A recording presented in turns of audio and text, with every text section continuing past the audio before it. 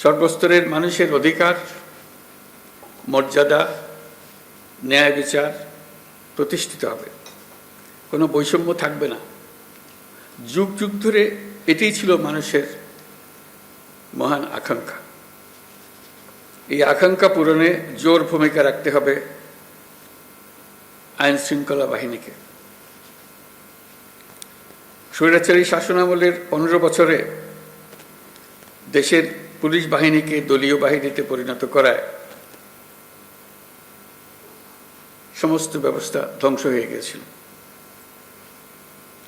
স্বৈরাচারের অবৈধ অন্যায় আদেশ পালন করতে গিয়ে পুলিশ বাহিনী ব্যাপকভাবে জনরোষের মুখে পড়ে। অনেক সৎ পুলিশ সদস্যদেরও এই জন্য মাশুল দিতে হয়েছে।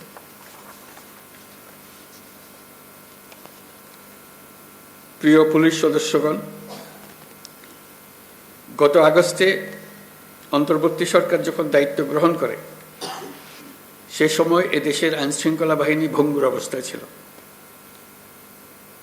পুলিশের সঙ্গে জনগণের দূরত্ব সৃষ্টি হয়েছিল। সরকার পরিস্থিতির উন্নতির জন্য যা কিছু প্রয়োজন সব রকমের ব্যবস্থা নিয়েছে। সড়ক মহাসড়কে বিশৃঙ্খলা ও জনদুর্ভোগ নিরসন, বিশেষ অভিযান পরিচালনা, অংশীজনের সাথে পুলিশের আন্তঃযোগাযোগ জোরদার করা, পুলিশ সদস্যদের মনোবল বৃদ্ধিতে প্রয়োজনীয় প্রণোদনামূলক ব্যবস্থা নেওয়া হয়েছে। আপনাদের অক্লান্ত পরিশ্রমে শান্তিপূর্ণভাবে দুর্গাপূজা, বিশ্ব ইজতেমা, ঈদ উল ফিতর, বাংলা নববর্ষ সহ বিভিন্ন উৎসব অনুষ্ঠিত হয়েছে। দেশে যতগুলো অপরাধ হচ্ছে সবগুলো ঘটনায় তাৎক্ষণিক ব্যবস্থা নিতে আপনারা সর্বোচ্চ চেষ্টা করে যাচ্ছেন। পুলিশ ও অন্যান্য বাহিনীর সম্মিলিত প্রচেষ্টায় দেশের আইনশৃঙ্খলা পরিস্থিতি এখন অনেকটা নিয়ন্ত্রণে আনা সম্ভব হয়েছে। এই জন্য আমি পুলিশ সহ সকলকে আন্তরিক ধন্যবাদ জানাই। সবাই মিলে আপনার জোরে হাততালি।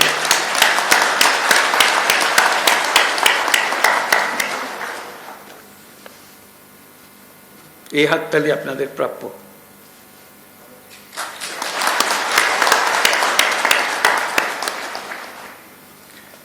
দেশের মানুষ নারীর প্রতি সহিংসতা প্রতিরোধে পুলিশ বাহিনীকে খুব শক্তিশালী ভূমিকায় দেখতে চায়। আমি আপনাদের প্রতি আহ্বান জানাই, নারী ও শিশুর নিরাপত্তায় সর্বোচ্চ সংবেদনশীল হয়ে কাজ করবেন। সকল শ্রেণী পেশার নারীরা যেন যে কোনো হয়রানির ঘটনায় পুলিশের হটলাইনে ফোন করে সর্বোচ্চ সাহায্য পায় সেটি নিশ্চিত করবেন। নারী এবং শিশু নিরাপত্তা পেলে আমরা বুঝতে পারব দেশ নিরাপত্তার দিকে অনেক দূরে এগিয়ে গেছে।